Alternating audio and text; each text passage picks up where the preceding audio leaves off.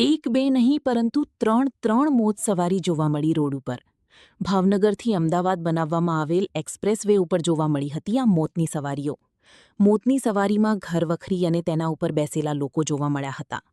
Express way ઉપર ગાડીઓ 100થી વધુની સ્પીડમાં ચાલતી હોય છે. આવી પરિસ્થિતિમાં અકસ્માત સર્જાય તેના માટે જવાબદાર કોણ? એક બાજુ હાઈવે ટ્રાફિક પોલીસ વાહન ચાલકોના ડ્રાઇવિંગ લાયસન્સ, અન્ય કાગળિયાઓ માંગતા હોય છે, ત્યારે આંખે ઉડીને વળગે તેવી આ મોતની સવારીઓને હાઈવે ટ્રાફિક પોલીસ કેમ નથી રોકતી?